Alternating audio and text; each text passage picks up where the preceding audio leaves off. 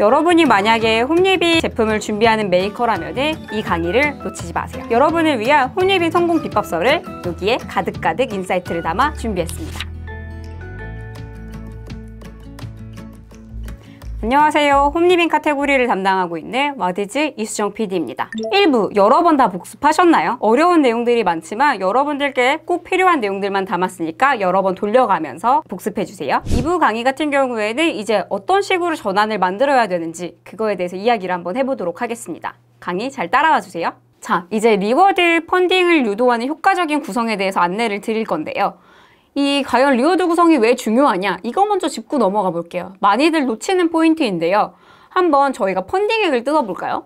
펀딩액이라는 거는 사실 서포터 수 곱하기 평단가예요. 이 평단가라는 거는 평균 펀딩 단가를 의미하는데요. 여러분들이 펀딩을 시작하게 되면은 서포터 수는 당연히 최대치로 모으셔야 돼요. 그러면 우리가 두 번째로 펀딩액을 높이기 위해서 할 수 있는 거는 뭐냐라고 한다면은 바로 평균 펀딩 단가를 높이는 겁니다. 그거의 가장 핵심적인 요소가 바로 리워드 구성이라고 할 수 있는데요. 그렇기 때문에 전환을 위한 리워드 구성을 한 번 더 알아보도록 할게요. 우선 가장 크게 드리고 싶은 팁 중에 하나는 여러분들께서 슈퍼 얼리버드가 뭐예요? 얼리버드가 뭐예요? 라는 의문을 많이 주시는데 이 경우에는 다양한 요소로 구성을 하시는 것보다는 2단 가격 구성을 가장 추천을 드립니다. 그 이유는 사람이 제품에 대한 가격을 인식하기 가장 좋은 구조가 두 가지래요. 3가지, 4가지 구성으로 나뉘어져 있는 것보다 2가지로 단순 비교했을 때 가격에 대한 메리트를 느낄 수 있기 때문에 슈퍼 얼리버드, 얼리버드 이렇게 2단으로 구성을 하는 거를 추천을 드리고요. 그리고 더 나아가서 추가로 안내드리고 싶은 거는 바로 가격에 대한 갭이에요. 이 가격 갭이라는 건 어떤 거냐면은 각각의 가격이 갖고 있는 차이를 의미를 합니다. 만약에 이 가격이 높다라고 한다면 가격 갭이 넓으면 넓을수록 사람들이 첫 번째 가장 혜택이 높은 가격이 마무리가 되었을 때 그 다음 단계로 넘어가는 게 어려워져요. 그렇기 때문에 가격 같은 경우에는 만약에 우리가 10만 원 이하의 단가다라고 하면은 10,000원 이하로 설정을 해주시고요. 제가 더 나아가서 가능하다면 추천드리고 싶은 거는 2-3,000원 정도의 갭을 벌려주시는 거를 가장 추천드리고 있습니다. 그리고 두 번째로 넘어가 볼게요. 이제 리워드 구성을 하실 때에는 다양한 구성이 필요해요. 단순하게 우리 제품이 하나이기 때문에 하나로만 구성하는 거는 좋은 방법이 아닙니다. 우리 제품을 함께 쓸 수 있다, 다양한 구성으로 보여줄 수 있다면 다양하게 이야기를 해주시는 게 좋고요. 가지고 온 옆 사례는 바로 디킨즈라는 반찬통의 사례였어요. 반찬통 같은 경우에는 사이즈가 굉장히 많이 있어요. 1호부터 거의 9호까지 있었는데 이거를 하나씩 보여주는 것보다는 많이 펀딩할 만한 리워드를 묶어가지고 제한하는 거를 안내를 주셨던 사례이고요. 그렇기 때문에 우리 제품을 오래 기다리시는 분들이 어떤 제품을 필요로 할까? 그러니까 서포터 입장에서 항상 생각을 해주시면서 리워드 구성을 해주시면 좋습니다. 그리고 리워드 종류 같은 경우에는 너무 많은 것보다는 8개 정도가 가장 보기 좋으니 꼭 참고를 해주세요. 그리고 여기까지 오신 분한테 하나 더 팁을 드리고 싶은데 리워드 구성의 종류를 해주실 때는 뭔가 2만 원, 3만 원, 3만 원 이런 식의 구성을 해주시는 것보다는 2만 원부터 10만 원까지 다양한 가격의 구성으로 스펙트럼을 넓혀주시는 게 서포터분들의 다양한 기회를 확대하여서 평단가를 높일 수 있는 팁 중에 하나입니다.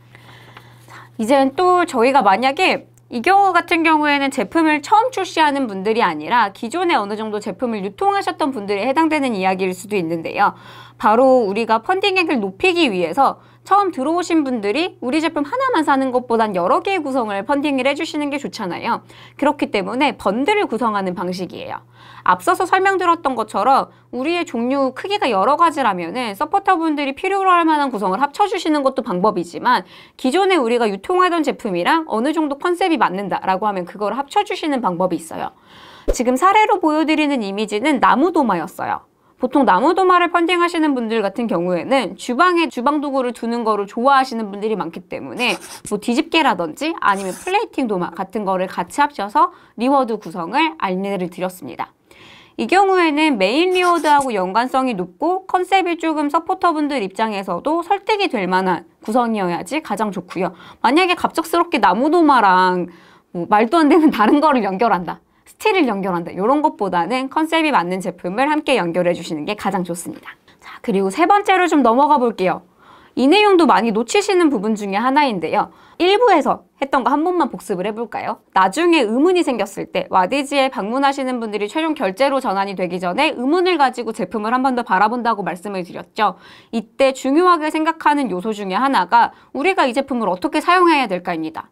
가령 이런 식으로 반찬통의 예를 한 번만 더 들려드리면은 직관적으로 이런 제품의 사이즈를 보여주는 것도 좋지만 더 나아가서 이런 식의 예시를 통해서 직관적으로 보여주는 것도 중요합니다. 뭐 7호에는 왕란이 몇 개 들어가요. 사각 포기김치는 몇 개 들어갑니다. 그리고 실제 키가 160에 55kg인 사람들이 이 제품을 들었을 때 크기는 이 정도가 돼요. 라고 실질적으로 보여준다면 서포터분들이 어떤 제품을 선택을 해야 될지 조금 더 쉽게 다가갈 수 있어요. 그래서 여기서 연결되는 내용인데요. 나중에 이거는 서포터의 환경을 고려한 거예요. 서포터가 최종적으로 결제 전환이 될 때는 그때는 옆에 갑자기 저희의 스토리가 보이지 않아요. 마지막으로 화면에서 서포터가 볼 수 있는 이미지는 리워드 설계창에서 여러분들이 설정을 하셨던 이미지들인데요. 그 안에 내부 구성으로 단순히 뭐 사이즈 몇 호 이렇게 있는 것보다는 이 제품 같은 경우에는 세트 구성이고 어떤 분들한테 추천드리며 뭐 구성은 이렇습니다 라고 얘기를 해주는 게 최종적으로 결제 전환될 때 큰 도움이 됩니다. 자, 이제 리워드 구성을 마쳤습니다. 이제는 프로젝트를 정말로 시작해야 될 단계인데요.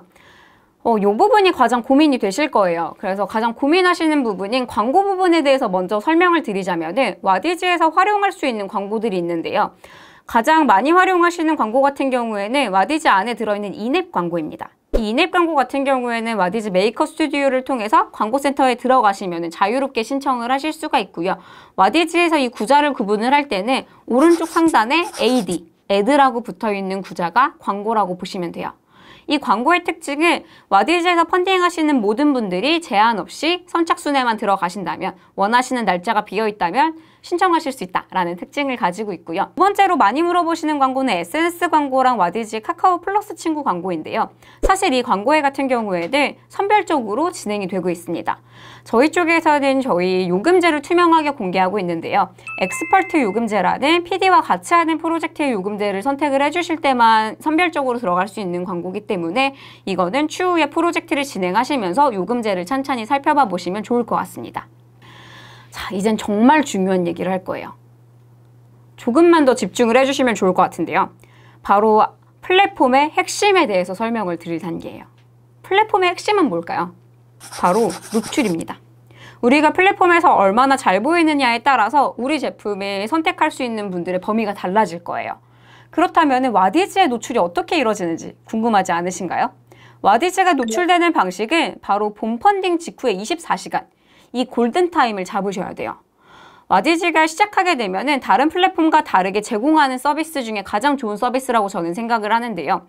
처음에 저희가 프로젝트를 오픈하면은 24시간 기준으로 프로젝트가 상단 노출이 보장이 됩니다. 그렇기 때문에 이 기간 동안에 우리가 얼마나 많은 펀딩액을 모으느냐에 따라서 전체적인 펀딩액이 달라질 수 있고요. 그리고 아무래도 사람 심리상 0% 되어 있는 프로젝트보다는 1000%, 10,000% 달성하고 있는 프로젝트에 눈길이 갈 수밖에 없어요. 그러면은 저희가 해야 될 일은 무엇이냐? 바로 24시간 안에 최대한 많은 사람들이 저희 펀딩에 참여하게 하는 겁니다. 그리고 더 나아가서 한 가지 구자를 더 보여드리자면 실시간 랭킹이라는 구자가 있어요. 이 구자는 왜 중요하냐면요.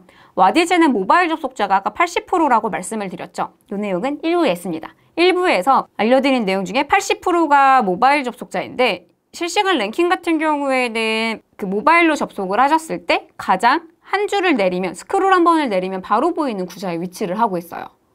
그렇기 때문에 우리가 이 구자에 노출이 되느냐 안 되느냐에 따라서 전체적인 펀딩액이 정말 많이 달라집니다. 그래서 이 실시간 랭킹 정말 중요해요.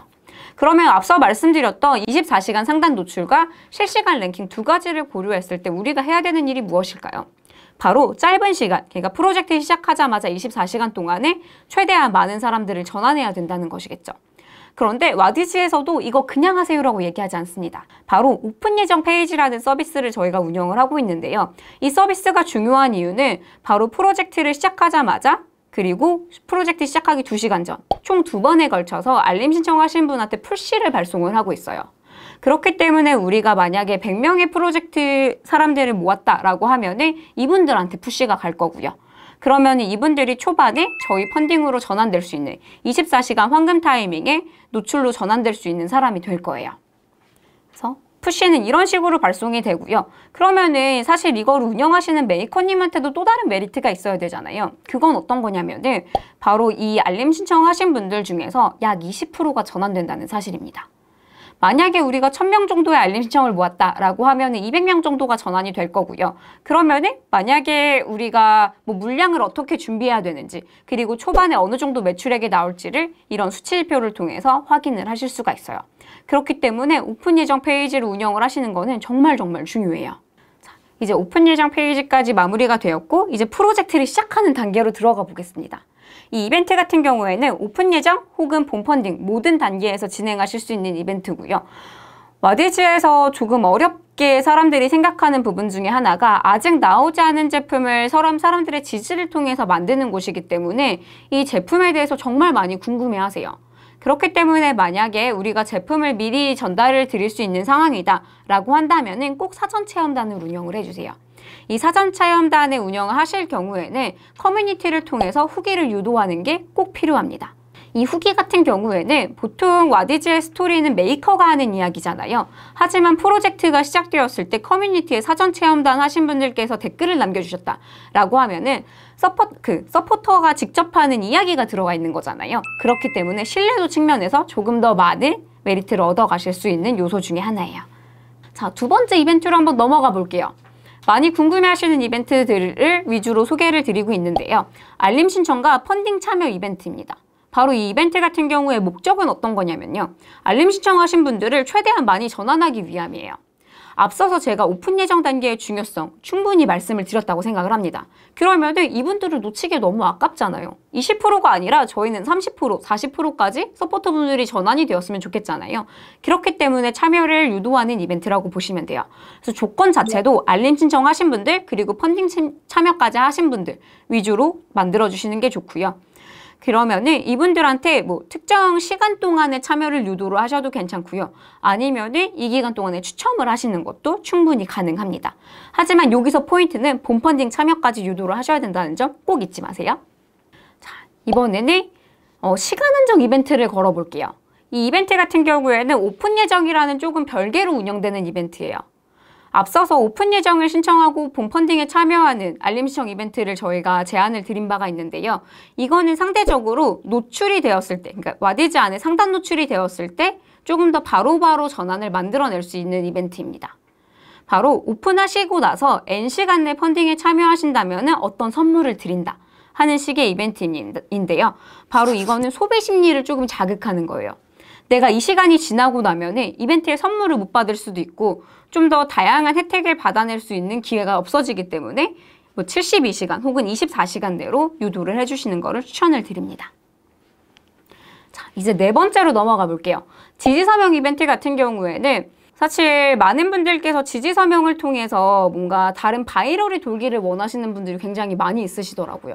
하지만 사실 지지 서명 같은 경우에는 그게 목적은 아니에요.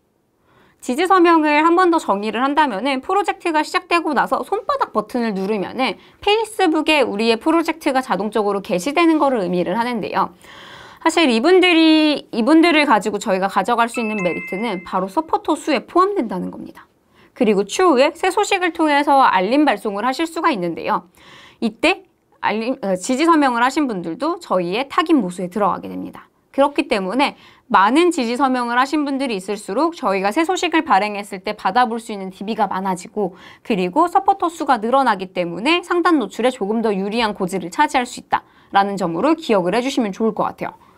자, 앞서서 이벤트들 정말 많이 있었죠. 이 이벤트들 같은 경우에는 여러분들께서 필요로 하시는 이벤트를 골라서 진행을 해주시면 되고요. 마지막에 제가 이 새 소식에서 어떤 이벤트를 더 어떤 기간에 써야 되는지는 정리를 해놓았으니까 마지막까지 같이 영상을 봐주세요.